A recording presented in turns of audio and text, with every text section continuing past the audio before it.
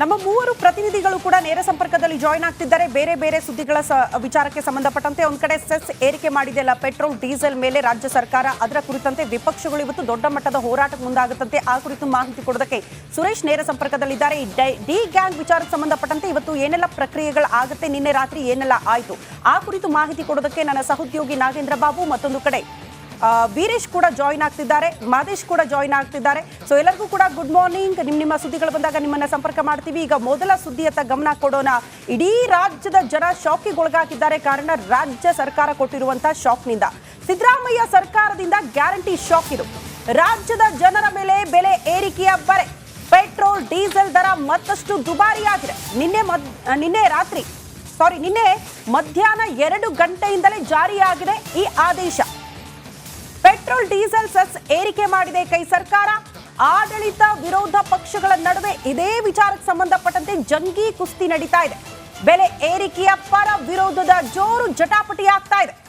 ಒಂದನ್ನ ಅರ್ಥ ಮಾಡ್ಕೊಳ್ಬೇಕು, ಜನಸಾಮಾನ್ಯರೇ ಹೇಳ್ತಾ ಇರೋದು ರಾಜ್ಯ ಸರ್ಕಾರಕ್ಕೆ, ನಮ್ ದುಡ್ಡು ಇಸ್ಕೊಂಡು ನಮ್ಗೆ ಕೊಡ್ತಾ ಇದ್ದೀರಾ ನೀವು ಅಂತ, ಯಾರಿಗ್ ಬೇಕಾಗಿತ್ತು ನಿಮ್ಮ ಗ್ಯಾರಂಟಿ ಯೋಜನೆಗಳು ಅಂತ.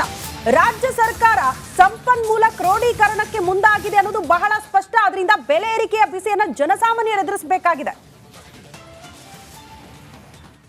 2,000 ಕೊಡಬೇಕಲ್ಲ ಅವರು, ಮುಖ್ಯಮಂತ್ರಿಗಳು ಕೊಡ್ತೀನಿ ಅಂತ ಹೇಳಿದಾರಲ್ಲ 2,000. ಏನು ನಾಳೆ ಬೆಳಗ್ಗೆ ಟ್ರಂಕಲ್ಲಿ ತುಂಬ್ಕೊಂಬರಕ್ಕಾಯ್ತದ ನಾನು? ₹3 ಡೀಸೆಲ್ ಬೆಲೆ, ಸೆಸ್ಸು 3.90 ಸೆಸ್ಸಿಗೆ, ₹1 ಪೆಟ್ರೋಲ್ಗೆ, ಪೆಟ್ರೋಲು 3, ಇದು 3. ಇದು ಯಾರು ಹೊರೆ ಆಗುತ್ತೆ? ರಾಜ್ಯ ಸರ್ಕಾರಕ್ಕೆ ಹೊರೆನಾ, ಸಾರ್ವಜನಿಕರಿಗಲ್ವಾ? ಈಗಾಗಲೇ ಮದ್ಯ ಮಾರಾಟದಲ್ಲಿ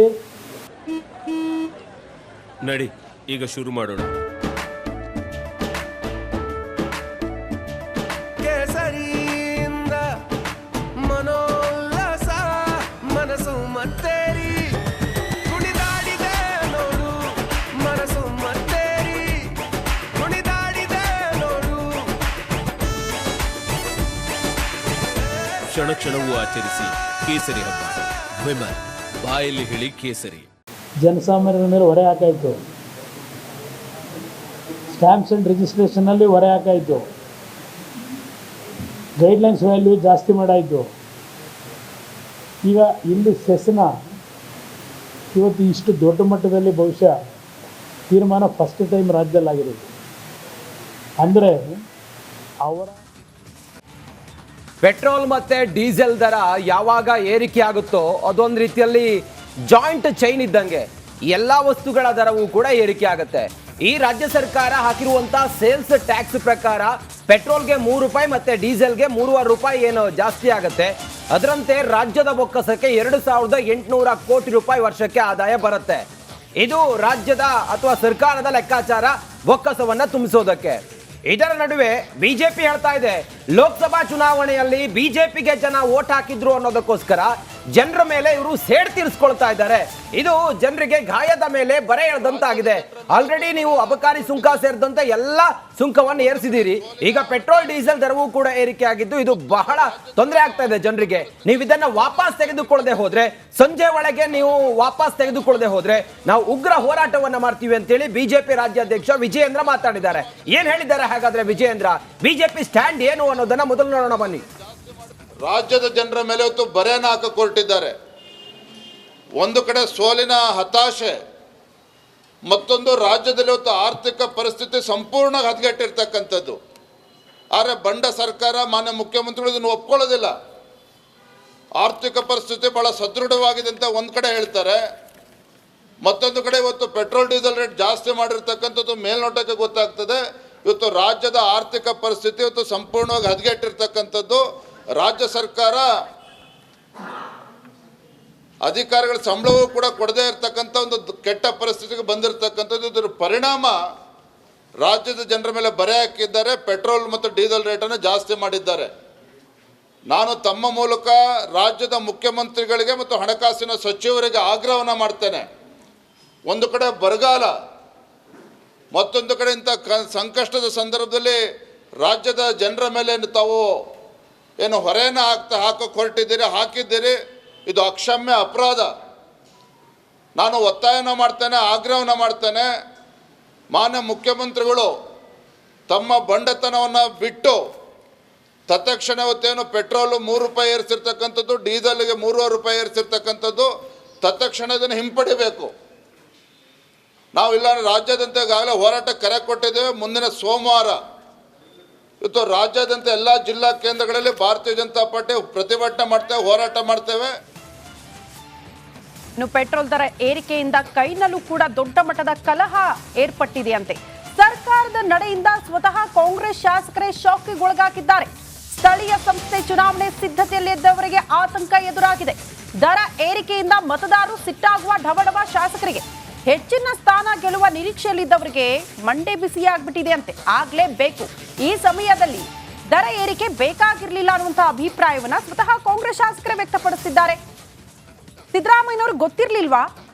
ಆರ್ಥಿಕ ತಜ್ಞರು ಕೊಟ್ಟರು ಒಂದು ರಿಪೋರ್ಟ್ ಅನ್ನೋ ಕಾರಣಕ್ಕೆ ಒಂದು ಸಹಿ ಹಾಕಿ ದಿಢೀರಂತ ತ್ವರಿತಗತಿಯಲ್ಲೇ ಬೆಲೆ ಏರಿಕೆ ಮಾಡೋದಕ್ಕೆ, ಸೆಸ್ ಅನ್ನ ಏರಿಕೆ ಮಾಡೋದಕ್ಕೆ ಹೇಗ್ ಮುಂದಾದ್ರಿ ಅನ್ನೋದನ್ನ ಸ್ವತಃ ಕಾಂಗ್ರೆಸ್ ಶಾಸಕರು ಪ್ರಶ್ನೆ ಮಾಡ್ತಿದ್ದಾರೆ.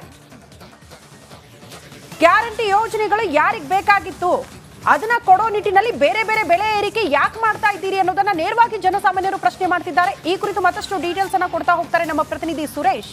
ನೇರ ಸಂಪರ್ಕದಲ್ಲಿ ಜಾಯಿನ್ ಆಗ್ತಿದ್ದಾರೆ.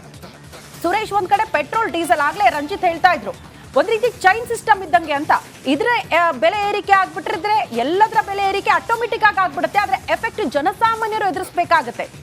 ಈಗ ಯಾರೋ ಮಾತನಾಡ್ತಾ ಇದ್ರು ಜನಸಾಮಾನ್ಯರು, ಯಾರಿಗೆ ಕೇಳಿದ್ರು ಗ್ಯಾರಂಟಿ ಯೋಜನೆಗಳನ್ನ, ಬೇಕಾಗಿಲ್ಲ ನಿಮ್ಮ ಗ್ಯಾರಂಟಿ ಯೋಜನೆ, 2,000 ಕೊಟ್ಟು 4,000 ಕಿತ್ಕೊಂಡ್ರೆ ಅದು ಸರಿಯಲ್ಲ ಅನ್ನುವಂತ ಉತ್ತರ. ಏನಾಗ್ತಾ ಇದೆ ಕಾಂಗ್ರೆಸ್ ಪಾಳ್ಯದಲ್ಲಿ ಅಂತ?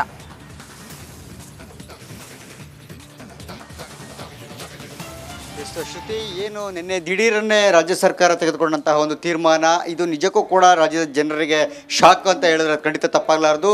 ಕೇವಲ ರಾಜ್ಯದ ಜನರಿಗೆ ಅಷ್ಟೇ ಅಲ್ಲ, ಸ್ವಪಕ್ಷದ ಕೆಲ ಶಾಸಕರಿಗೂ ಕೂಡ ಇದು ಶಾಕ್. ಯಾಕೆಂತ ನೋಡೋದಾದರೆ ದಿಢೀರನ್ನೇ 3 ರೂಪಾಯಿ ಪೆಟ್ರೋಲ್ಗೆ ಮತ್ತು ಡೀಸೆಲ್ಗೆ 3.5 ರೂಪಾಯಿ ಪ್ರತಿ ಲೀಟರ್ಗೆ ಏರಿಕೆ ಮಾಡಿರ್ತಕ್ಕಂಥದ್ದು ಇದು ನಿಜಕ್ಕೂ ಕೂಡ ಊಹಿಸಲಾಗದಷ್ಟು ದೊಡ್ಡ ಮಟ್ಟದ ಬರೆಯಾಗಿರ್ತಕ್ಕಂಥದ್ದು ರಾಜ್ಯದ ಜನರಿಗೆ. ಇಲ್ಲಿ ಪ್ರಮುಖವಾಗಿ ನೋಡಿ, ಇದು ಈ ಬೆಲೆ ಏರಿಕೆ ಇಲ್ಲಿ ಮೇಲ್ನೋಟಕ್ಕೆ 3 ರೂಪಾಯಿ 3.5 ರೂಪಾಯಿ ಅಂತ ಕಾಣಿಸುತ್ತೆ ಪ್ರತಿ ಲೀಟರ್ಗೆ. ಆದರೆ ಇದರ ಒಂದು ಚೈನ್ ಲಿಂಕ್ ಯಾವ ರೀತಿ ಇರುತ್ತೆ ಅಂತ ನೋಡೋದಾದರೆ, ರಾಜ್ಯದ ಜನರು ಬೆಲೆ ಏರಿಕೆಯ ಸಮರವನ್ನು ಎದುರಿಸಬೇಕಾಗತ್ತೆ ಮುಂದಿನ ದಿನಗಳಲ್ಲಿ.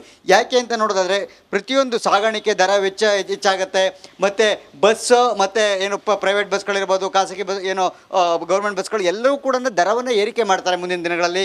ಇದರ ಪರಿಣಾಮವಾಗಿ ಸಾಗಾಣಿಕೆ ವೆಚ್ಚ ಅಂತ ಹೇಳ್ಬಿಟ್ಟು ಮತ್ತು ಹಾಲು, ಮೊಸರು, ಮಜ್ಜಿಗೆ ಇದೆಲ್ಲ ಏನಿದೆ ಇದರ ಬೆಲೆ ಏರಿಕೆ ಆಗ್ತಕ್ಕಂಥದ್ದು. ಅಂದರೆ ಒಂದಕ್ಕಿಂತ ಒಂದು ಚೈನ್ ಲಿಂಕ್ ಇರ್ತಕ್ಕಂಥದ್ದು. ಸೊ ಹೀಗಾಗಿ ಎಲ್ಲವೂ ಕೂಡ ಮುಂದಿನ ದಿನಗಳಲ್ಲಿ ಇವತ್ತೇನು ಸರ್ಕಾರ ಪೆಟ್ರೋಲ್ ಮತ್ತು ಡೀಸೆಲ್ ದರವನ್ನು ಏರಿಕೆ ಮಾಡಿದೆ, ಇದರ ಪರಿಣಾಮ ರಾಜ್ಯದ ಜನರು ಮುಂದೆ ಭಾಳ ದೊಡ್ಡ ಮಟ್ಟದಲ್ಲಿ ಪ್ರತಿಯೊಂದರಲ್ಲೂ ಕೂಡ ಬೆಲೆ ಏರಿಕೆಯ ದರದ ಏನು ಸಮರವನ್ನು ಮಾಡೋದಕ್ಕೆ ಸಿದ್ಧರಾಗಿರಬೇಕಾಗಿರ್ತಕ್ಕಂಥದ್ದು. ಸೊ ಹೀಗಾಗಿನೇ ವಿಪಕ್ಷ BJPಯ ನಾಯಕರು ಕೂಡ ರಾಜ್ಯ ಸರ್ಕಾರ ತೀರ್ಮಾನದ ವಿರುದ್ಧ ಸಿಡಿದೆದ್ದಿದ್ದಾರೆ.